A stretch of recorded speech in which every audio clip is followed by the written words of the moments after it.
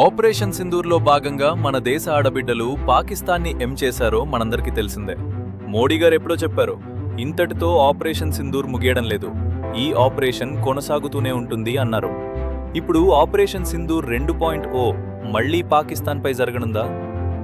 ఢిల్లీలో మాక్ డ్రిల్స్ నిర్వహిస్తూ ఎవ్వరు పానిక్ అవ్వాల్సిన అవసరం లేదు, మొత్తం కంట్రోల్లో ఉంది అని మినిస్ట్రీ ఆఫ్ డిఫెన్స్ అన్నారు. అసలు మాక్ డ్రిల్స్ ఎందుకు కండక్ట్ చేస్తారు? ఇదే సమయంలో ఎందుకు కండక్ట్ చేస్తున్నారు? ఏవైనా రీజన్స్ ఉన్నాయా? పాకిస్తాన్ భారత్ను అటాక్ చేయనుందా? అదే జరిగితే తిరిగి భారత్ కూడా దెబ్బ కొట్టాలంటే ముందుగా పాకిస్తాన్లో ఏం టార్గెట్ చేయాలి? అసలు ఇదంతా ఎందుకు జరుగుతుంది బ్రదర్? అంత నార్మల్గానే ఉంది కదా అంటే నో, దీనికి కొన్ని రీజన్స్ ఉన్నాయి. అవేంటో డిస్కస్ చేద్దాం రండి. ముందుగా చిన్న రిక్వెస్ట్, ఈ వీడియో మీ ముందుకు రావడానికి ఎంతో రీసెర్చ్ చేయాలి. మా ఎఫర్ట్స్ మీకు నచ్చితే ఒక లైక్ అండ్ షేర్ చేయటం మాత్రం. మోడీ గారు ఎప్పుడో చెప్పారు, ఆపరేషన్ సింధూర్ కొనసాగుతూనే ఉంటుంది అని. మినిస్ట్రీ ఆఫ్ డిఫెన్స్ ఢిల్లీలోని తాజ్ హోటల్లో మాక్ డ్రిల్ కండక్ట్ చేసింది.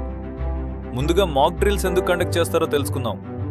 రీసెంట్గానే మనం చూసాం, అమెరికా ఇంకా ఇరాన్ వార్ బోర్డర్ దాటి సిటీస్లో ఉన్న యూనివర్సిటీస్, కాలేజెస్, హైటెక్ కార్పొరేషన్స్ ఇంకా సివిలియన్స్ వరకు ఎలా వచ్చిందో ఇది మైండ్లో పెట్టుకుని పాకిస్తాన్ కూడా మన సిటీస్ని టార్గెట్ చేస్తే ప్రమాదం జరిగినప్పుడు భయాందోళనలకు గురికాకుండా ఉండటానికి ఫైర్ అలారం మోగగానే లేదా సైరన్ రాగానే భవనం నుండి ఎలా సురక్షితంగా బయటపడాలో ముందుగానే ఒక శిక్షణలాగా చేస్తారు.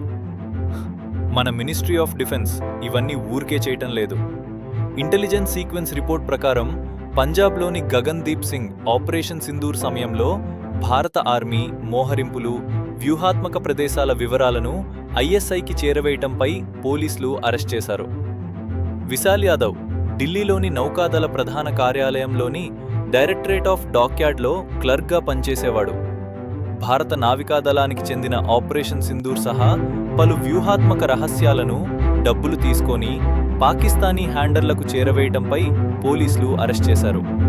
ఇటు ప్రధాని మోడీ అజిత్ దోవల్తో ఏకాంతంగా 3 గంటల పాటు చర్చలు జరపడం, సెంట్రల్ క్యాబినెట్ మినిస్టర్స్తో మీటింగ్ జరగడం, మోడీ గారు అన్ని రాష్ట్రాల సీఎంలతో మీటింగ్ పెట్టడం, ఇదంతా చూస్తుంటే పెద్దగా ఏదో జరిగేలా ఉన్నదని అనుకోవచ్చు. అసలు పాకిస్తాన్ పరిస్థితి బాగాలేదు కదా బ్రదర్. అక్కడ ఫ్యూయల్ ప్రైజెస్ పెరిగాయి, అక్కడ ఇన్ఫ్లేషన్ కనిపిస్తుంది కదా. మరి ఇండియాపై అటాక్ చేస్తుందా అంటే ఎస్. ఈ టైంలో అక్కడ సివిలియన్స్ పాకిస్తాన్ ప్రభుత్వంపై తిరుగుబాటు చేసే అవకాశం ఉంది.